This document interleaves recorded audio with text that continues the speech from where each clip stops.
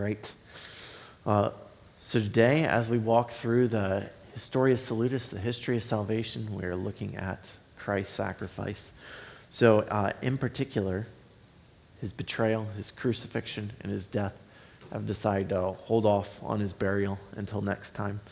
But obviously this is an important one as we're talking about marriage, because Ephesians 5:25 says, "Husbands, love your wives, even as Christ also loved the church and gave himself up for it." So the whole history of salvation is relevant, but clearly this particular aspect, him giving up of himself, is particularly relevant. All right, so let's start off with his betrayal. So Jesus was betrayed by his closest friends. Peter being one of his closest disciples. So if you've never noticed in the Gospels, there are a lot of times where Jesus is with tons of disciples. There's a lot of times where it's just the 12. And then there's a number of times where it's just Peter, James, and John, or just Peter and John. And so Peter was with Jesus, especially, compared to, he's named out as one of the one or two who's joining with Jesus. At the healing of Jairus' daughter, the transfiguration, the Garden of Gethsemane when he pulls aside Peter, and then even at the trial, Peter is one who especially follows Jesus. Yet, even having followed him this far, Peter denies him. Okay, who would like to read a fairly long passage in Luke 22? All right, Josh, if you can, Luke 22, begin in verse 31, and then go down to 34, and then we'll skip ahead. So 31 to 34 for starters. 22? Yes, Luke 22. Simon, Simon, behold, Satan demanded to have you, that he might sift you like wheat. But I have prayed for you, that your faith may not fail. And when you have turned again, strengthen your brothers. Peter said to him, Lord, I am ready to go with you both to prison and to death. Jesus said, I tell you, Peter, the rooster will not crow this day until you deny me three times that you know me. Okay, thanks. Can you skip down to 54 and read to, 62. 54 to 62. Then they seized him and led him away, bringing him into the high priest's house, and Peter was following at a distance. And when they had kindled a fire in the middle of the courtyard and sat down together, Peter sat down among them. Then a servant girl, seeing him as he sat in the light and looking closely at him, said, This man also was with him. But he denied it, saying, Woman, I do not know him. And a little later, someone else saw him and said, You also are one of them. But Peter said, Man, I am not. And after an interval of about an hour, still another insisted, saying, Certainly this man was also with him, for he too is a Galilean. But Peter said, Man, I do not know what you are talking about. And immediately, while he was still speaking, the rooster crowed. And the Lord turned and looked at Peter. And Peter remembered the saying of the Lord, how he had said to him, Before the rooster crows today, you will deny me 3 times. And he went out and wept bitterly. Thanks. All right, so here you have the betrayal of Peter. So there's 2 different kinds of betrayals Jesus faced. One is out of fear, like this. If you remember the parable of the soils, there's 4 kinds of soil, right? One is the good soil. One is the soil that is rocky, and so you've got the plant that falls away after persecution, after the wind blows. You also have the thorny soil, which is the soil that is eager for riches. And then the last one is the one that never even hears the gospel. And those were not in order. But, so Judas is on the other end, right? If Peter's leaving because of fear, like rocky soil, Judas is betraying Christ out of greed, which is like the thorny soil. He's known as the son of perdition, and he betrays Jesus with a kiss, which is, especially heinous way to betray someone, to do it in an intimate way as a friend. All right. Who would like to read same chapter, Luke 22, 47 to 48? It's very short. Thanks. 48? Yes. Oh, sorry, no, it was shorter than that. 47 to 48. While he was still speaking, there came a crowd, and the man called Judas, one of the 12, was leading them. He drew near to Jesus to kiss him, but Jesus said to him, "Judas, would you betray the Son of Man with a kiss?" Okay, thanks. So, so Judas betrays him like this, and then on top of that, all of his disciples end up fleeing, even to the point where Mark speaks of one fleeing naked because he's so eager to get away. Mark 15:40-42 says, "And they all left him and fled. And a certain young man followed with him, having a linen cloth cast about him over his naked body. And they laid hold on him. But he left the linen cloth and fled naked." So, just imagine all these people so eager to get away that they're willing to run away naked. So the very ones that Christ served abandoned him in his greatest act of service. So considering the implications of this betrayal for marriage, loyalty is an important thing in marriage. Now that's not the sort of loyalty that some people have that's kind of this tribalism that will excuse any behavior because of their love for someone. That's not what we're talking about. But rather, it's a commitment to pursue someone's good, even when doing so means entering into a difficulty that would otherwise be their own. Right? If marriage is a commitment for better or for worse, then those who abandon ship are failing to make good on the commitment that is inherent in marriage. On top of that, marriage is something that God provided as a cure for loneliness, and the one who abandons ship at a difficult time is undermining once again the whole purpose of marriage. So one way that betrayal could happen is in divorce, right? Divorce without biblical cause, because of the hardship that someone is going through, personal struggle, or maybe there's not enough money there. A lot of times money will put a lot of pressure on marriages and lead people to divorce because they're not willing to bear with the hardship of the other. Or a lot of times you'll see that famous couples will divorce when there's a scandal and they can't stand to bear the shame of the other. It doesn't necessarily matter whether or not the scandal is real, it's just they don't want to have to deal with the association anymore. Or there have been a few times, I saw one publicized sometime last year, I think, or maybe it was this year, of a woman who divorced her husband, or maybe it was a husband divorcing his wife because she had been diagnosed with some terminal illness and she was in the hospital all the time. And he decided this just wasn't worth it, he needed to go pursue his own life, and for his own good, he had to get a divorce. That is that's betrayal. This is the thing that's happening to Jesus here, right? So loyalty is important. If we are supposed to submit as the church is supposed to submit to Christ, wives be in submission to your own husbands as to the Lord. But as the church is subject to Christ, so let wives also be subject to their husbands in everything. So there's a special need for wives to respect their husbands in this way. But in both directions, of course, loyalty is important. And also, even apart from divorce, bitterness and coldness is an essentially saying, because of my own self-interest, I'm not going to in this commitment, pursue your good in these circumstances when my own is at stake. This happens also when couples disrespect each other and laugh at the other's expense, especially publicly, any kind of public disrespect. And once again, there's a special concern for this in the direction of the wife toward the husband, especially as we see that the wife is supposed to model the church toward Christ. Yeah, that's pretty common in marriages too, especially new marriages where they're not used to respecting each other, where one will be making jokes at the expense of the other publicly. And that would be betrayal and against the loyalty that marriage requires. Any questions about loyalty? All right, just faithfulness in general. It's important that we pray for the faithfulness of our spouses. Notice that the reason that the church submits to Christ and does not betray him ultimately since his resurrection is that having transformed her he ever lives to intercede for her. Hebrews 7:25 says, "Therefore he is able to save to the uttermost those who draw near to God through him, seeing he ever lives to make intercession for them."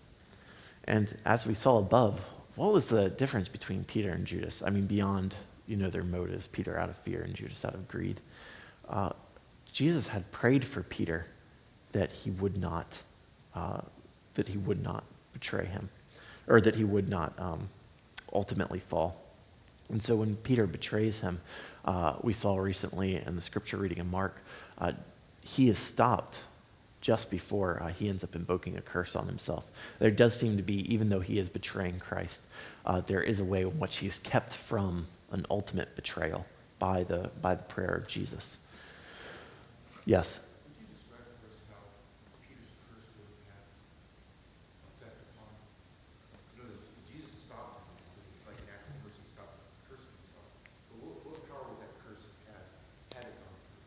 Could Peter have actually cursed himself?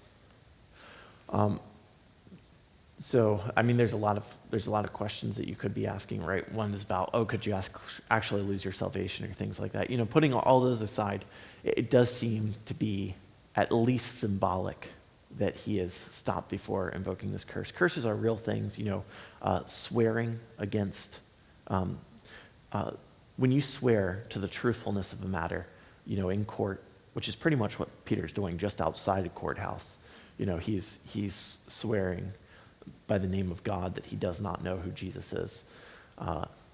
And then to do that, so he's gone beyond, just saying it a couple of times, and he's about to swear it. He's about to say, and may God strike me down if if I'm lying.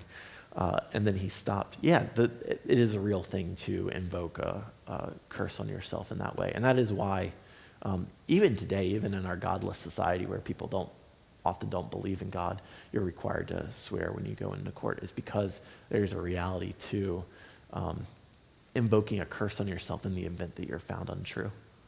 Yes? Not to go into complete excursus, but like in the Old Testament, like Jezebel says, "May God give to me, and more also, Elisha is alive and he's dead." At the end of that whole segment of history, that curse comes upon her. Right. So is that sort of thing that, and so Christ, as a good, faithful husband, stops the bride, as it were, from cursing. Right. Yeah, exactly. Yeah. And I never really thought about it before, but I wonder if there's any relation to the passage in, I believe it's Leviticus, that talks about the ability of a father to, or a husband to annul the vows made by his wife on the day he discovers them. Maybe there's some relation there. I'm not sure. Okay. So, yeah, we should be praying for each other's faithfulness. Ephesians 6:18 says, "With all prayer and supplication, praying at all times in the Spirit, and to this end, watching in all perseverance and supplication for all the saints." So if that's true for all the saints, then certainly it's true for the one you're married to. If it's true for perseverance in Christian behavior in general, how much more true for marital fidelity? Yes? So when we talk about loyalty and faithfulness within couples, what if you have like an older couple that's been married for quite some time, and maybe it's not like blatant disrespect, but from the outside looking in, it just looks a little bit strange. Or like you might take it as disrespect, maybe the couple doesn't. How would you go about correcting somebody who's never been taught this, or hasn't been shown the biblical passages on how we should in our marriages? Right. So it sounded at first like you were going to ask about how you discern whether or not it really is disrespectful. Or are you just saying, okay, yeah, I mean, getting advice from somebody else, maybe removed from the situation where you can disclose information without it, affecting the other party would be one good way.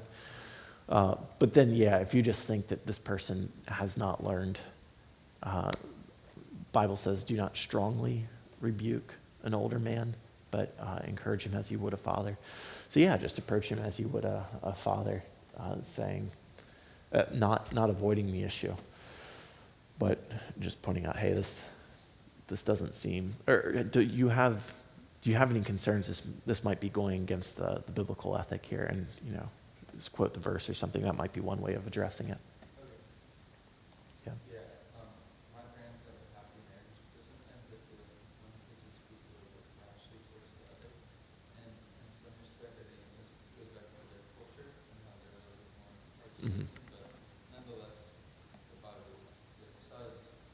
right? Yeah. Yeah, I mean, I don't think there's anything wrong with you pointing out that, hey, it seems disrespectful to speak that way about mom or about dad or whatever it is. Yeah. Okay. All right. Um, okay. Yeah, and continuing on beyond prayer, developing a forgiving spirit. So a lot of husbands are willing to take a bullet for their wife, but not necessarily willing to take a bullet from their wife, right? um, yeah, but there should be an anticipation that there's going to be a difficult season. Now, hopefully, you're going into marriage without the anticipation that there will be, adultery. But you should recognize that there will be not a perfect fidelity in all things. There will be difficulties in marriage, and that you should have an attitude that this is going to come, and I need to develop a forgiving spirit now. Be ready. And you look at Christ and how he deals with the betrayal that comes at him. He's not dealing with it as one who is surprised by it, right? He's not dealing with it as one who doesn't know what's going on and is, like reeling at the fact that he's been betrayed. He's going into it knowing that this is what's coming. And if you think about how husbands and wives deal with each other when there is some kind of betrayal, or public disrespect or something like that, a lot of times there's a lot of hurt that does not necessarily need to be there if you are cultivating more forgiving spirit beforehand. You consider parents and children, right? Children disrespect parents all the time, even publicly. A lot small children, even ones that are raised well. Now, if you raise your child well, hopefully as they're older, they're not going to be publicly disrespecting you. But a lot of times, kids, they won't say please. They won't ask for things as they ought. They just say things.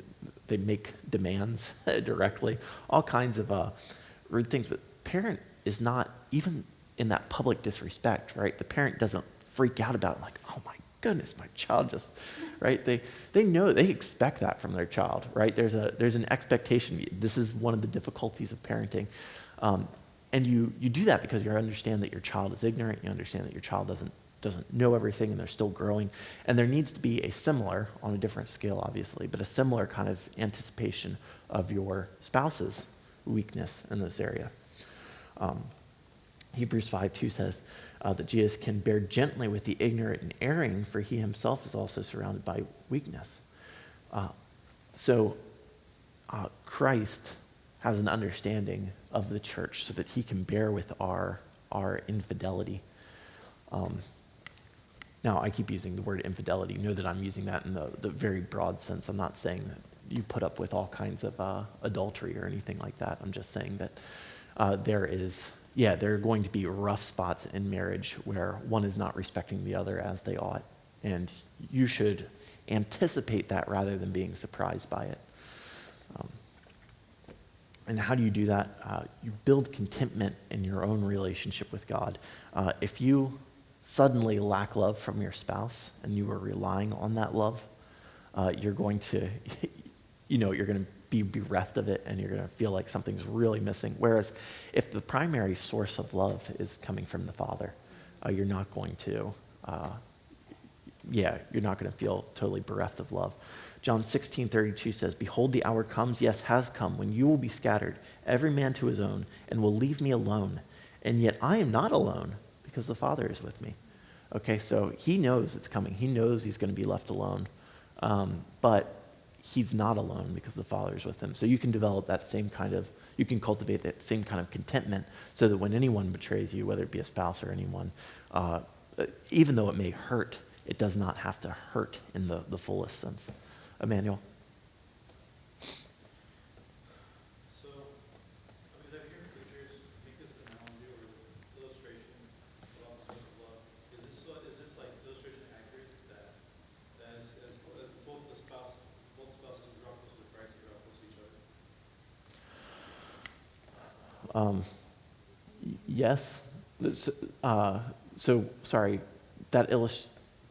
when you say an illustration about a source of love, Yeah, that don't focus so much on your spouse because when both spouses are focused on Christ, they get close. Basically, the idea is as they get close Okay. to Christ, they get close to each other. is it true that as you get closer to Christ, you get closer to each other? Yeah, I believe that's true, and I believe that's that's the model of unity for the whole church, right? That we're all supposed to be getting closer to each other by getting closer to Christ. That there is one Spirit, and that's what unites us. And the same is true in marriage. Now, there's certainly ways that could be abused, right? So, for example, Sarah reads a number of biographies. She was reading a biography of Fanny Crosby, who, if you don't know, she's a blind lady who wrote a lot of hymns, and she wrote like multiple hymns a day, like not just a few popular ones. I mean, she was writing a lot of hymns, not necessarily the music, but the words. And she and her husband, they both had their own separate devotion to Christ, sort of in this monastic way where they barely interacted with each other and were just kind of more acquaintances, never really talked to each other. That's not, and they were very satisfied with this because they felt that they were growing closer to Christ. That is not the picture of really growing together with Christ in sort of that monastic way. But yes, as you prioritize the thing that God would have you prioritize, your marriage will be included in that. Yeah. Okay. Anything else? No. Okay. All right. Yeah, and you asked about the analogy. The other analogy that I was using there was about the source of love, like God being the source of love, and imagine you being a reservoir that needs love, and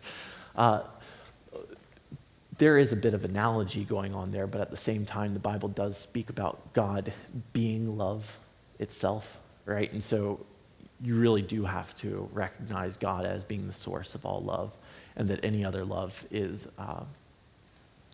derivative in some sense, and the one who is going to the source is going to have what he needs the most. All right.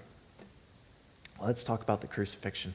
Okay, another long passage I'd like for someone to read, Matthew 27, and we're going to go all the way from 33 to 49.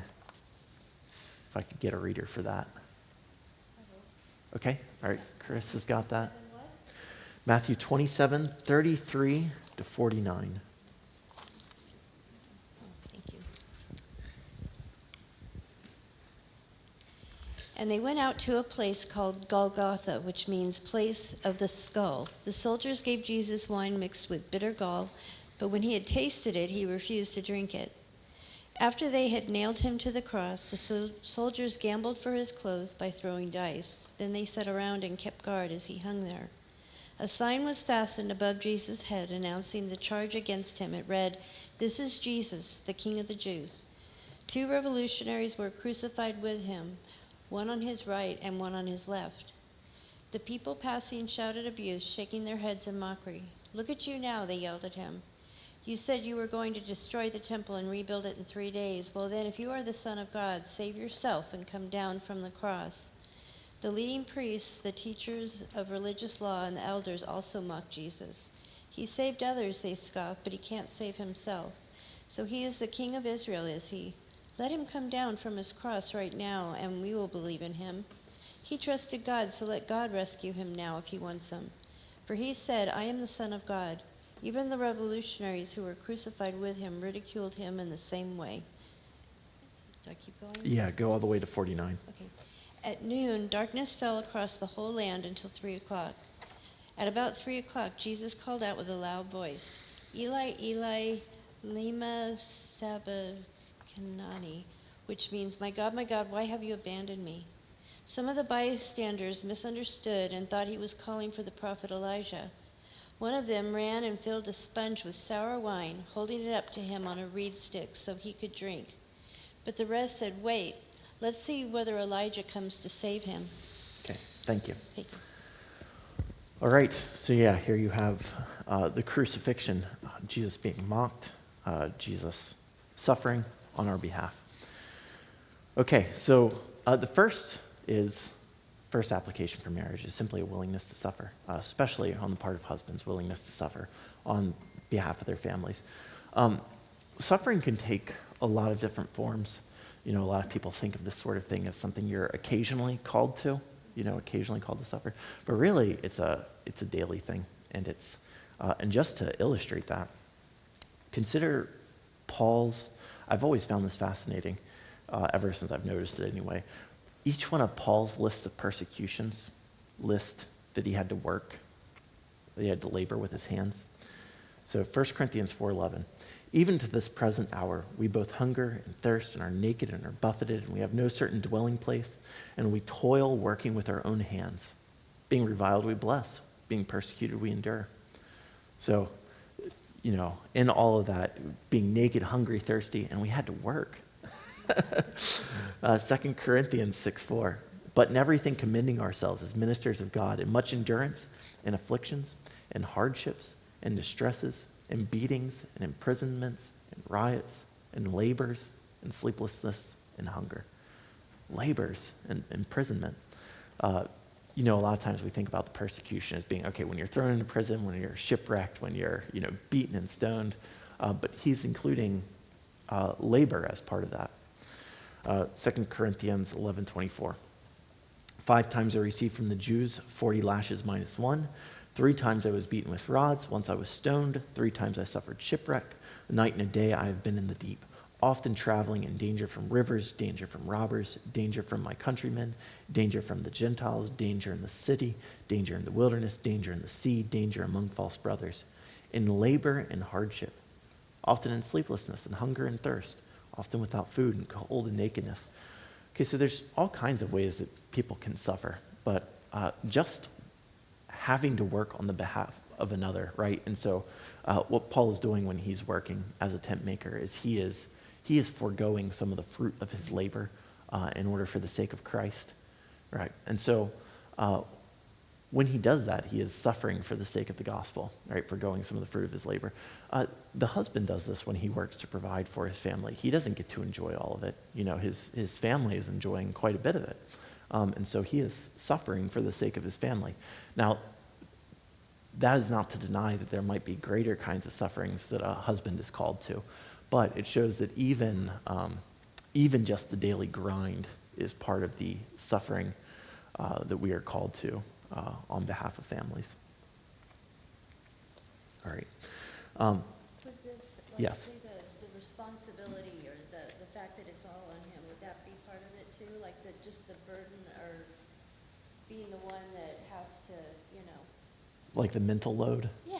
Yeah, yeah, I think so. Yeah, I think that bearing the responsibility is part of it, yes. And what that also means is that there should be a gratitude in the opposite direction, right, from wife to husband. And we live in a prosperous time where a lot of people don't think too much about provisions. I've seen a number of times people are really offended by the phrase "earn a living." They consider that really horrific. The idea that you would have to earn a living, that you don't just have a right to live. Where society gives you your universal basic income or whatever it is in order that you're. I see some confused faces. There's this anti-work movement right now. A lot of people think that, if you've got a right to health care, if you've got a right to, these different things, you have a right to just live. And that's not the negative right where you have a right to not be killed by someone else. It's the positive right where you have a right to receive whatever it is from society that is necessary in order that you be able to live, right? And if you've got that mindset where you're owed everything to be able to live, you're not going to be grateful for it. It's owed to you. And so we're in a prosperous society that doesn't understand work, and so there's not always a lot of gratitude just about being able to live, but imagine you're in a society where it's hard to get by and one has to work hard and your husband is working hard for you. There's a lot of reason for gratitude, and that's still true even in a prosperous society, that there's much reason for gratitude, even if you don't feel the threat of death all the time, as you might in other times and cultures. All right. So along with a willingness to suffer, there's a willingness to bear shame. So Jesus bore the curse for his people, bearing the shame. Hebrews 12:2 says, looking to Jesus, the author and perfecter of our faith, who for the joy that was set before him endured the cross, despising the shame, and has sat down at the right hand of the throne of God.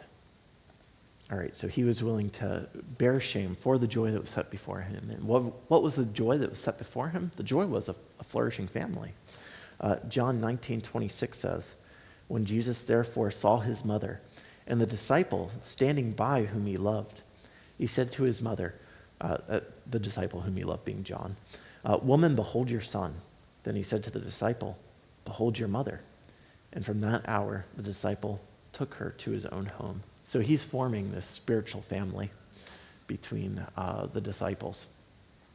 And this is the joy set before him. So when a husband bears shame on behalf of his wife, on behalf of his children, he's doing so. He's doing so for the sake of a flourishing family. What would be like an example of how somebody like in our society would bear shame? Right. So there could be different things. Like I said, in the case of a scandal, like one of the more obvious ones is in the case of a scandal or something, being willing to bear that association, even though it might be someone else's sin that makes you look bad and not your own. So that would be one example. However, shame is just any kind of defect in honor, right? And so one of the things that the Bible talks about honor, so just to go back to showing how daily this is money, right? In fact, the word for honor, teme, in the Bible is often used to speak of money. When it says honor the widows, it's talking about providing for them financially. When it says let the elders who rule well be considered worthy of double honor, it's talking about money as it explains as it goes on. Now, once again, when the husband's providing for his family, he is decreasing the wealth that he would otherwise have and be able to enjoy on his own if he were just, focused on his own and only caring about himself. He's decreasing the wealth he would otherwise have. And so, if you're not able to, this isn't, once again, we live in a prosperous society, and so we have to scale some of these things in the way we think about it. But if you're a single guy on certain income, you can, have a nice car, you can have kind of things that build you up and make you look good. You got to support a family. You got to throw those things aside and get the beat up minivan, and it's not necessarily shame in the furthest senses. It's not necessarily shame in the sense, and to the degree that Christ experienced it, but any kind of those defects in honor that would otherwise be enjoyed by someone if they did not have to care for their family. All of these count as part of that willingness to bear shame. So on either ends of the spectrum, right? I'm not, once again, not denying that there are sometimes greater shames that need to be borne, but yeah. And I think this is a problem too with families that want a particular income level to live a particular lifestyle, and so the husband will be insistent that the wife go work to make more money, right? He's not willing to bear the shame, right? He wants a particular lifestyle, a particular image, and is not willing to bear the shame on her behalf.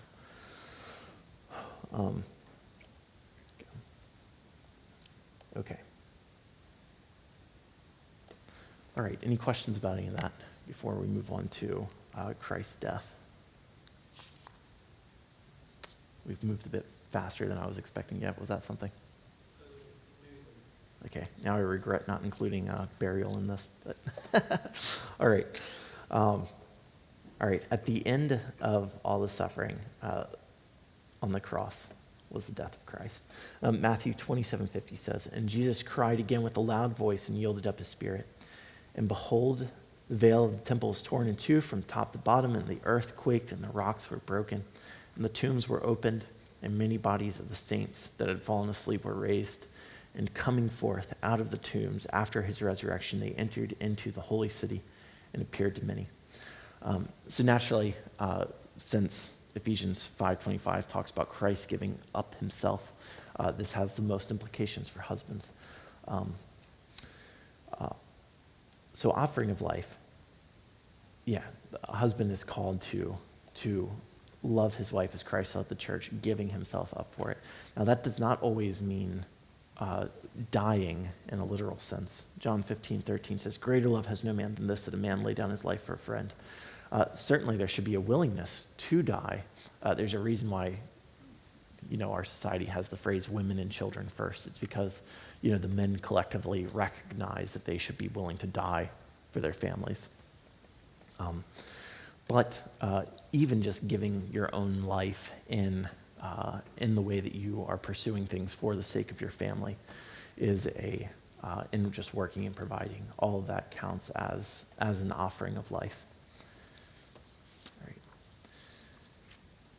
Okay, so now I've noticed that each time, in addition to just the general countercultural stuff that has to do with the relationships between men and women, I also throw in something that's like a little more radically countercultural as we consider these things. And so last time, what was it? We were talking about betrothals, right? This time it's going to be bride prices. Okay, so consider that this is when Christ is offering his own life, he is offering a bride price, right? And all the redemption language in the Bible talking about purchasing this bride, right? This is all the language of a bride price. Oh, bride price. Yes. Bride price, yeah. Yeah, bride price. Okay. Yes. Yeah, well, dowry is more general. So a dowry is something that is wealth that is brought into the marriage. Okay, so like a dowry can come from the husband or the wife, and it's brought into the marriage to build up the family. A bride price is paid to the bride's family that is not brought into the marriage. So there is a little difference there. 1 Corinthians 6:19, "Or do you not know that your body is a temple of the Holy Spirit, which is in you, which you have from God? And you are not your own, for you were bought with a price. Glorify God, therefore, in your body." Okay, so one objection here might be that, this redemption language is more about slavery than it is about bride prices. I would point out two things. First of all, so who is the payment being made to? The payment, when Christ is offering his life on the cross, it is to the Father. And we have talked before about how this is the father of the bride. This is the father of the son, of course, too, but it is the father of the bride. So he's making the payment to the father of the bride. Secondly, in Hosea 3:2, it says, if you're not familiar with Hosea, Hosea has to marry an unfaithful woman. It says, "So I bought her to me for 15 pieces of silver and a homer of barley and half a homer of barley." Now, 15 pieces of silver plus these extra amounts of grain, it's likely that this is totaling up to 30 pieces of silver, 30 shekels. And that's significant because in Exodus 21:32, this is the price of a slave. If the ox score a manservant or a maidservant, there will be given to their master 30 shekels of silver, and the ox will be stoned. So basically, Hosea is picturing, and it's pretty clear throughout the passage, it's picturing God's marriage with his people through Hosea and Gomer. And it teaches us about that relationship and, his kindness despite her unfaithfulness, etc. And in that picture, you see him paying a price that would be the equivalent of a slave, the price for a slave. So I do think that there's several things that make that redemption language both the language of purchasing out of slavery and the language of a bride price at the same time. So I don't think that one is to the exclusion of the other. And so consider all the bride prices that exist in biblical times. Jacob gave 14 years of labor for Rachel and Leah. In Genesis 31:41, it says, "These 20 years I have been in your house. I served you 14 years for your 2 daughters and 6 years for your flock, and you have changed my wages 10 times. Shechem offers a bride price for Dinah. And Shechem said to his father and to her brothers, 'Let me find favor in your eyes, and what you will say to me I will give. Ask me for any bride price and gift, and I will give according as you will say to me. But give me the damsel as a wife.'" And then the law of Moses also assumes the practice of bride prices. Exodus 22:16 through 17 says, "And if a man entice a virgin that is not betrothed and lie with her, he will surely pay a bride price for her to be his wife. If her father utterly refuses to give her to him, he will pay money according to the dowry of virgins. All right. And then Saul requires a bride price of David. This is a famous story. 1 Samuel 18:25. And Saul said, "Thus will you say to David, the king desires not any bride price, but 100 foreskins of the Philistines to take revenge on the king's enemies." Now Saul planned to make David fall by the hand of the Philistines. Okay, so the takeaway from all this is that the practice of a bride price affirms the biblical pattern, both as exemplified in the human practices and in the cross itself being a bride price. It demonstrates the value of the woman. It acknowledges the father's role in raising her. It also demonstrates his ability to provide. And there is some way that our own culture does this. So the engagement ring covers like two of those things, right? It covers, okay, so the ring is some kind of representation of the man, how he values the woman, right? It's also a representation of his ability to provide. But because it's more of a dowry being brought into the marriage rather than given to the father, it does not necessarily recognize the father's role in raising her and giving her away, even though our culture does recognize that in other respects, like in the wedding ceremony. So, right. So some people would, object to the practice of a bride price as treating a woman as a piece of property or lowering her value, when instead it's designed to speak of her value. But I think the real reason why there would be any negative reaction to this is just because it's so foreign to us, right? It just seems outdated or something like that impoverished peoples do, because that's still practiced, in a lot of places. And I'm not necessarily like arguing for any kind of, I think I said this last time too. I don't have any like solutions or changes, but as we are evaluating like cultural features that glorify God and cultural features that do not glorify God, our tendency is just to look at what feels foreign to us or what feels weird to us and say that that's wrong, right? And so you look at cultures, even today, that practice this, or older cultures that practice this, and you say, oh no, this is weird because this suggests all these things that I don't like. But the reality is the Bible, it reflects even the marriage between Christ and the church, and so I do think this is a good feature in cultures rather than an evil one. That's all. I don't have any applications that you have to give 30 pieces of silver to your future father-in-law or anything like that, but yes.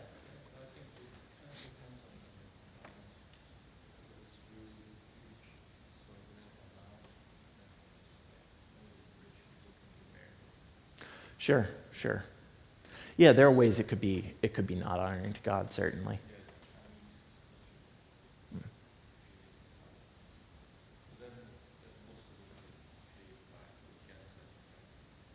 Okay.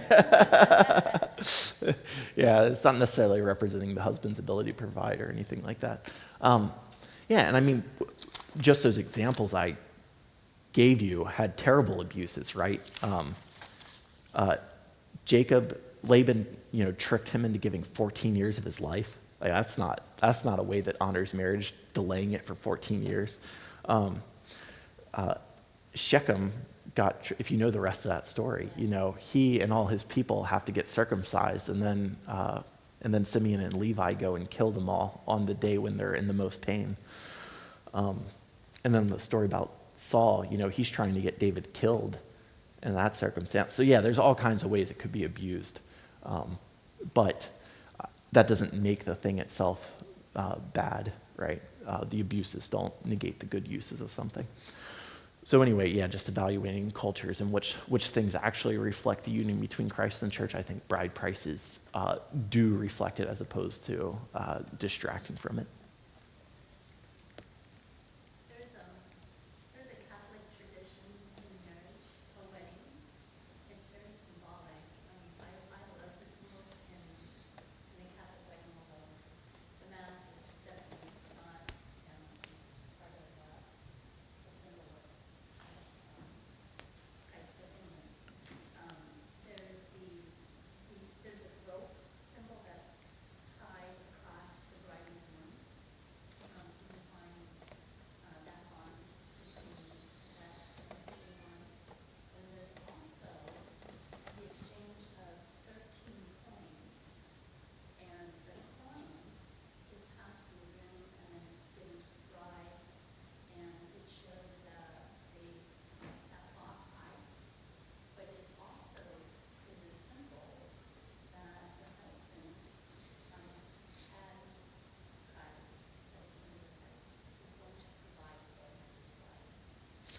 Why 13 coins? Um, Like, is this really a Roman Catholic thing, or is it like a no, it's, cultural? oh yeah. It's not Roman Catholic, I mean, it's, MJ, it's Roman Catholic. Yeah, it is. Okay, it's not just like a Filipino culture thing that gets imported in. Oh, Okay. it's probably more, you would see it more traditionally in Filipino Right, tradition. You wouldn't see that like in Italy, right, because they don't do the tying the, the robe or the veil. I mean, I love the veil symbol because, that again, was a beautiful picture of, sea pirates. But, there's the beautiful symbol of, the coins too. We didn't practice that, sure, we were traditional Christians. sure. Okay. All right, yeah. So I wanted to hold off on Beryl because there were a number of things that are going to take a little more time because I wanted to talk about the actual, like what the meaning of Christ's descent is. That's something I've been studying lately, and it's a hairy subject that I wanted to make a decent presentation on. Um, and his declaration of victory that's described in 1 Peter 3. Okay, but any other questions with this 10 minutes that we got? If anybody wants to ask? Yes. So, like, as a man, how do you properly show your willingness to provide or this idea of self-sacrifice? I guess, like, as a kid, like, this idea was really, like, awesome, right? I really just wanted to provide for someone. But, as you grow up and, like, society looks down upon us, right? Like, how dare you want to provide for someone, like, and Right. lesser. Like you white knight kind of thing. Yeah. Kind of thing, exactly, right? And so, like, I think that's, like, one extreme that's, like, incorrect by society. But I feel like there is another side in which, like, you could also imagine a guy that's like, oh, I'm going to provide for you, oh, I'm going to provide for you, oh, I'm going to provide. There's no sense of self because all their sense of worth is based on what they can provide, and they find that almost. Oh, okay. So I guess Yeah. like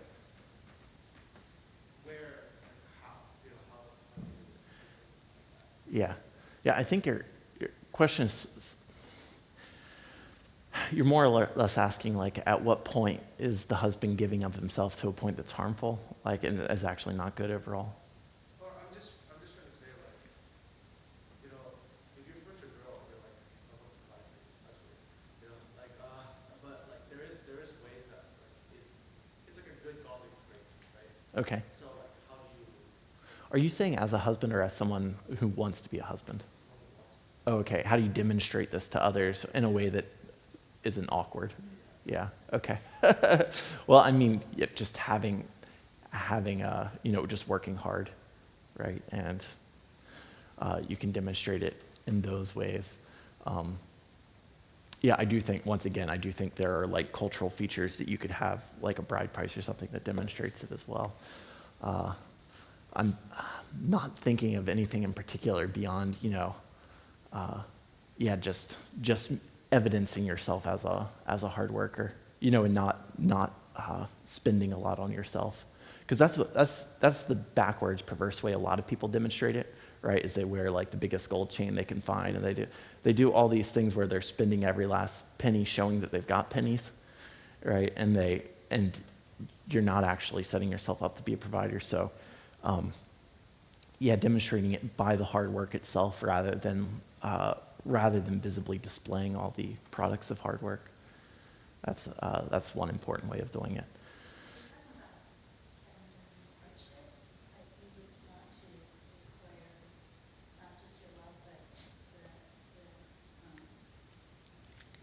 the security of Hmm. the bondage together as being the sole provider, possibly the sole provider. I mean, Christian world today, but in the world today, in the culture, a lot of people, hold both husbands and wives as the king. But they're talking about how you would declare that or how you would share with that. I think like kind of going to what Colin said, being a good steward of your money. I think in itself is good, but there seems to be a difference between like, oh, he's a steward of his money for the sake of himself versus Hmm. in doing so for the sake of the future. right? Well, I think demonstrating that in the church is one good way, right? Is if you are, if you love the bride of Christ and you demonstrate your hard work ethic around the church or for the sake of the church and in the ways that you give your time and energy, et cetera, to the church, I think that can be a demonstration too, right? But then, yeah. Yeah. Mother talking to the son, like you. My counsel would definitely be walk in testimony. Your everyday walk in the Lord is a huge, beautiful example of, when you serve the saints, when you minister to the saints, when you give to the church, when you give to, other nonprofit like Real Option, things like that, missionary work. What a beautiful picture of you dying to self and living to Christ. And to a woman, that is so winsome. I mean, so silent. You're not, kind of like a rooster, who's trying to look for a mate and walking around and strutting. It's doing it in a beautiful way, that is giving God glory, not giving yourself glory, but dying to self is the most beautiful thing that to the world, not just the world, but to a possible future God. Good advice, son. Thanks, Mom.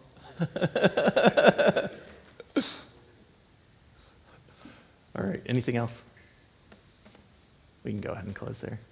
All right. Dear Heavenly Father, we thank you for your word. We thank you for the picture of marriage that you give in Christ and the church, the true marriage that our marriages are to represent. I ask that you would help us to emulate this in our own marriages and even for us who are single in our honoring of marriage regardless. In Jesus' name, amen.